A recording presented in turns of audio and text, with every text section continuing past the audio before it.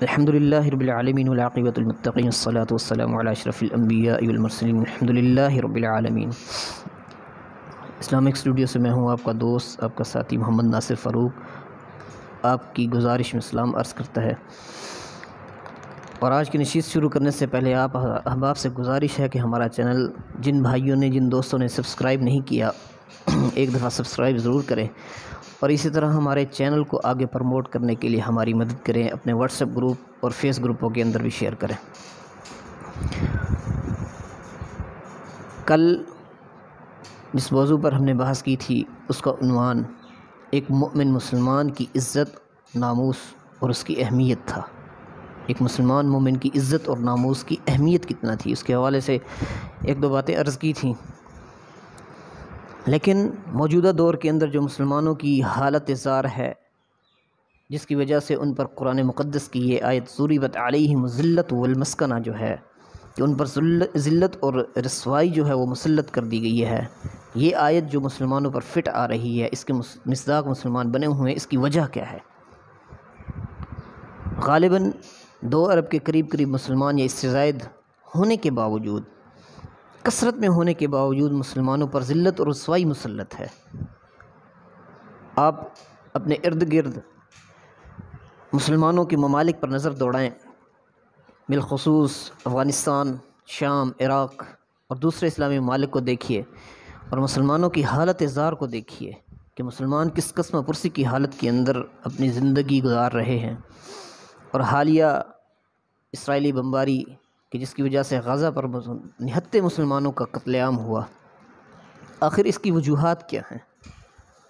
اس کی ایک وجہ اللہ کے رسول صلی اللہ تعالیٰ علیہ وآلہ وسلم نے اپنی ایک حدیث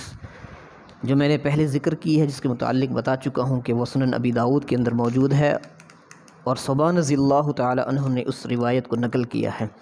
اس کے اندر بتا دی ہے۔ وہ حدیث کیا ہے کہ نبی علیہ الصلوۃ والسلام نے فرمایا کہ قرب قیامت تم پر کفار اور مشرکین اور دیگر اقوام اس طرح ٹوٹ پڑیں گی جس طرح کوئی اپنے کھانے کے برتنوں پر ٹوٹ پڑتا ہے۔ اور میرے پاس وہ روایت کے الفاظ بھی موجود ہیں، آپ علیہ الصلوۃ والسلام نے جن الفاظ کے ساتھ ذکر کیا ہے کہ کما تداعی الاکلۃ الی قصعتھا، کہ جس طرح کوئی کھانے والا اپنے کھانے کے برتنوں پر یا پیالوں پر ٹوٹ پڑتا ہے، اسی طرح دیگر اقوام کفار اور مشرکین مسلمانوں پر ٹوٹ پڑیں گے۔ اور ایک پوچھنے والے نے پوچھا کہ اللہ کے رسول صلی اللہ علیہ وسلم، کیا ہم اس وقت قلت میں ہوں گے کہ جس کی بنیاد پر کفار اور دیگر اقوام ہم پر حاوی ہو جائیں گی، غلبہ ہم پر حاصل کر لیں گی؟ تو نبی علیہ الصلوۃ والسلام نے ارشاد فرمایا انتم یومئذ، قال بل انتم یومئذ کثیر ولکنکم غثاء کغثاء السیل، نہیں بلکہ اس وقت تم تعداد میں سب سے زیادہ ہوں گے، کثرت کے ساتھ تم موجود ہوں گے، مسلمانوں کی تعداد سب سے زیادہ ہوگی، لیکن اس کے باوجود تم ایسے ہوں گے جیسے غثاء کغثاء السیل، جس طرح سیلاب کی جھاگ ہوتی ہے،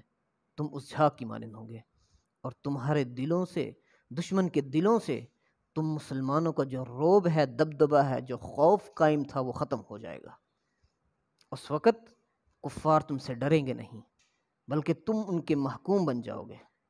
تو یہ اللہ کے رسول صلی اللہ علیہ وسلم کی حدیث ہے۔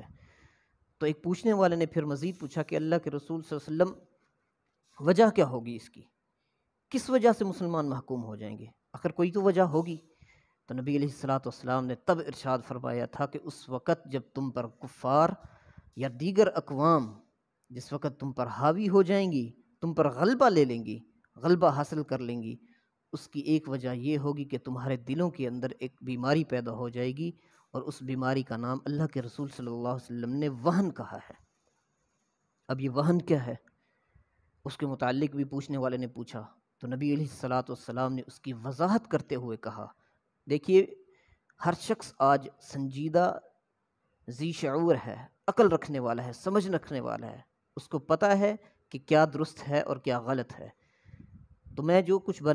بتانے والا ہوں یا بیان کر رہا ہوں، اور اس وہن کے متعلق جو کچھ میں آپ حضرات کے سامنے بیان کرنے والا ہوں، ہر ذی شعور اس کو خود سمجھنے والا ہے، اس کو سمجھ سکتا ہے۔ تو اللہ کے رسول صلی اللہ علیہ وسلم نے وہن کی جو علامات بتائی، وہن کی جو تفصیل بتائی تھی، وہ کچھ اس الفاظ میں بیان کی تھی کہ وہن حب الدنیا و کراہیت الموت ہے، یعنی اس وقت تمہارے دلوں کے اندر دنیا کی محبت گھر کر جائے گی، تمہارے دلوں کے اندر دنیا کی محبت آ جائے گی، و کراہیت الموت، اور تم موت سے نفرت کرنے لگو گے۔ تو میں نے یہ بات جو عرض کی ہے کہ ہر شخص ذی شعور ہے، اس بات کو بآسانی سمجھ سکتا ہے کہ کیا واقعی ہم حب دنیا کے اندر آ چکے ہیں کہ نہیں آ چکے، کیا ہمارے دلوں کے اندر دنیا کی محبت گھر کر چکی ہے کہ نہیں کر چکی۔ اور اسی طرح موت سے ہم نفرت جو کرنے لگے ہیں، آپ دیکھیے کہ حضرت حنظلہ رضی اللہ تعالی عنہ کیسے صحابی، ایسے صحابی جن کو غسیل الملائکہ کا لقب ملا ہے، کہ جن کی نئی نویلی شادی، نئی نویلی دلہن اپنی بیوی کے ساتھ شب زفاف، ان پر غسل کی حالت واجب ہو گئی، لیکن اس کے باوجود انہوں نے سنا کہ ایک منادی کرنے والا منادی کر رہا ہے کہ آؤ جہاد کے لیے، جنوبی حالت کے اندر وہ میدان جنگ کے لیے کھڑے ہو گئے، شہید ہو گئے۔ بیوی نے اللہ کے رسول صلی اللہ علیہ وسلم کو آ کر کہا کہ اللہ کے رسول صلی اللہ علیہ وسلم، آپ کا حکم پا کر وہ روانہ ہو چکا تھا، یعنی حنظلہ رضی اللہ تعالی عنہ جس وقت مجھ سے علیحدہ ہوئے، اس وقت وہ جنوبی حالت میں تھے، ان پر غسل واجب تھا۔ اللہ کے رسول صلی اللہ علیہ وسلم آپ کی منادی آئی، انہوں نے ہر چیز کو ایک طرف رکھ دیا، اور وہ آپ صلی اللہ علیہ وسلم، اے اللہ کے رسول صلی اللہ علیہ وسلم، آپ کی آواز پر لبیک کہہ کر وہ میدان جہاد کے اندر اتر پڑے اور شہید ہو گئے۔ لقب کیا ملا کہ وہی بیوی آپ علیہ الصلاۃ والسلام سے کہہ رہی ہیں، اللہ کے رسول صلی اللہ علیہ وسلم، میں صرف یہ عرض کرنے آئی ہوں کہ حنظلہ کو غسل دے دیجیے گا، اسے غسل کی ضرورت تھی۔ تو نبی علیہ الصلاۃ والسلام نے کہا کہ میں دیکھ رہا ہوں کہ حنظلہ رضی اللہ تعالی عنہ اسے اللہ کے فرشتے غسل دے رہے ہیں، اور وہ واحد صحابی ہیں کہ جن کو غسیل الملائکہ، فرشتوں کا غسل، یعنی جس صحابی کو فرشتوں نے غسل دیا ہو، وہ لقب آپ علیہ الصلاۃ والسلام نے ان کو دیا۔ تو دیکھیے کہ انہوں نے یہ نہیں دیکھا کہ ہماری زندگی کے کیسے ایام شروع ہو چکے ہیں، نئی نویلی دلہن ان کو ملی، مگر اس کے باوجود انہوں نے اس چیز کو ایک طرف رکھ کر موت، شہادت کی موت کو ترجیح دی۔ مگر ہمارے معاملات کچھ عجیب تر ہیں۔ اللہ تعالی ہم سب کا حامی و ناصر ہو، اللہ تعالی ہم سب کو اپنی حفظ و امان میں رکھے، ہمیں صحیح معنوں میں قرآن سنت پر عمل کرنے کی توفیق عطا فرمائے۔ والسلام ورحمۃ اللہ وبرکاتہ۔